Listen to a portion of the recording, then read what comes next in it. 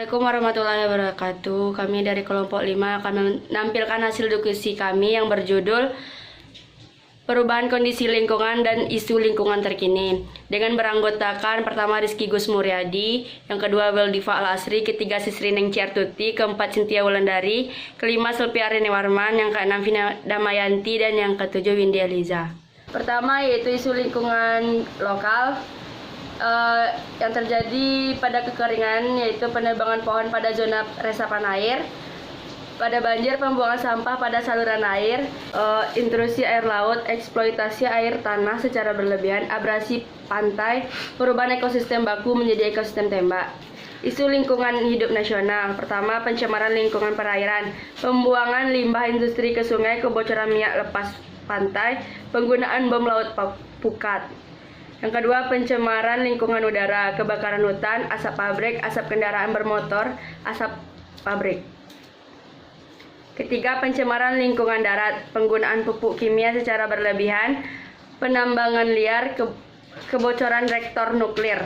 Isu lingkungan hidup global. 1. Pemanasan global, yaitu peningkatan gas rumah kaca akibat penggunaan bahan bakar fosil serta penebangan pohon.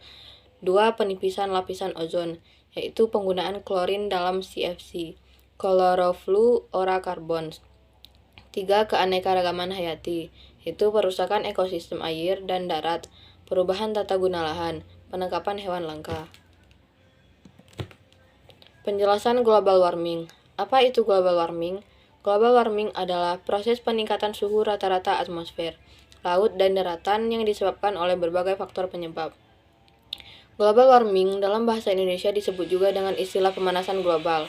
Intergovernmental Panel on Climate Change (IPCC) menyimpulkan bahwa faktor penyebab terbesar global warming adalah peningkatan konsentrasi gas-gas rumah kaca akibat aktivitas manusia. Dengan meningkatnya sus global akibat global warming, maka akan menyebabkan perubahan lain yang mengikuti seperti naiknya permukaan air laut, meningkatnya intensitas, fenomena cuaca ekstrim, hilangnya glacier, punahnya berbagai hewan. Penyebab pemanasan global ada 3. Yang pertama efek rumah kaca, yang kedua efek umpan balik pada penguapan air, dan yang ketiga variasi matahari. Dampak pemanasan global, yang pertama iklim mulai tidak stabil, yang kedua peningkatan permukaan air laut, yang ketiga suhu global meningkat, yang keempat gangguan ekologis, yang kelima penyakit yang merajalela, dan yang terakhir perang dan konflik. Assalamualaikum warahmatullahi wabarakatuh. Saya Rizky Gus Muryadi akan melanjutkan presentasi dari Cynthia Wulandari, yaitu proses terjadinya hujan asam. 1. Penguapan. Aktivitas manusia menjadi salah satu penyebab terjadinya hujan asam.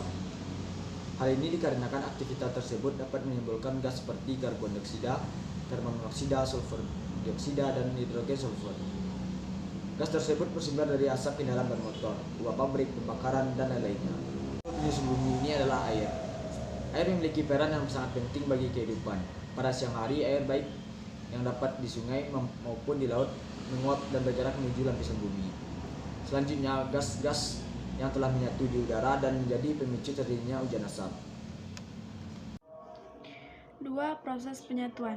Dalam proses ini, terjadi penyatuan antara karbon dioksida dan karbon monoksida dengan uap air membentuk asam lemah.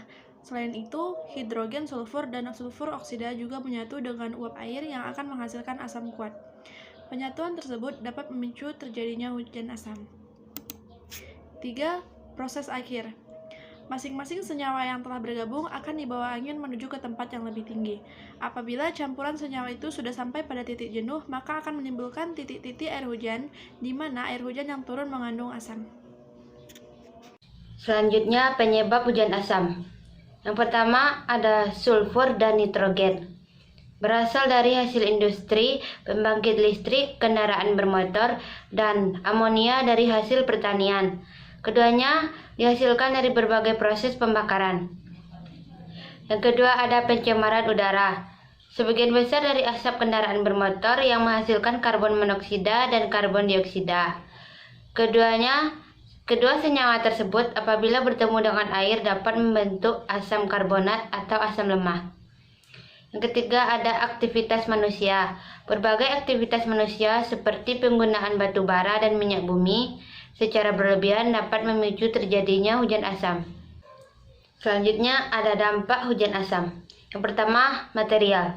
Hujan asam menyebabkan kerusakan berbagai material seperti logam dan bangunan yang disebabkan oleh deposisi kering asam sulfat dari hasil industri.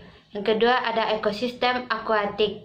Hujan asam mengakibatkan pH air pada ekosistem akuatik menurun, sehingga akan terjadi kelebihan plankton yang mengakibatkan punahnya ikan dan hewan air lainnya. Yang ketiga ada hutan. Hujan asam menyebabkan turunnya pH tanah, sehingga tanah kurang optimal dalam menetralisir asam dan menyebabkan kematian hutan. Selanjutnya pertanian. Hasil padi dapat turun sampai 30% karena hujan asam, yang menyebabkan terjadinya kenaikan belerang dioksida sehingga padi menurun. Selanjutnya kesehatan. Hujan asam memberikan 3 efek pada kesehatan, yaitu efek jangka pendek, efek jangka panjang, dan tidak langsung. Assalamualaikum warahmatullahi wabarakatuh. D. Berbagai bentuk pencemaran. 1. Pengertian pencemaran. Pencemaran adalah masuk atau dimasukkannya hidup zat, energi, dan atau komponen lain ke dalam air atau udara. Pencemaran juga bisa berarti berubahnya tatanan komposisi air atau udara oleh kegiatan manusia dan proses alam, sehingga kualitas air atau udara menjadi kurang atau tidak dapat berfungsi lagi sesuai dengan peruntukannya. 2. Jenis pencemaran. 1. Pencemaran udara. Pencemaran udara terjadi karena adanya zat-zat polutan yang mengotori udara. Zat-zat polutan ini dapat dihasilkan dari penggunaan alat-alat tertentu seperti AC, kendaraan bermotor, dan hair dryer. Selain itu, zat-zat polutan juga dapat dihasilkan dari aktivitas yang dilakukan oleh manusia seperti membakar sampah, menggunakan pestisida untuk membunuh hama di lahan pertanian, dan aktivitas pabrik yang menimbulkan asap. Pencemaran air. Pencemaran air terjadinya karena adanya zat-zat polutan yang masuk ke dalam sumber air seperti inseksida, kotoran, limbah, pupuk, dan sampah. Air yang tercemar akan berbau keruh dan berwarna, sehingga tidak layak untuk dikonsumsi. Jika dikonsumsi, air tersebut akan mengganggu kesehatan.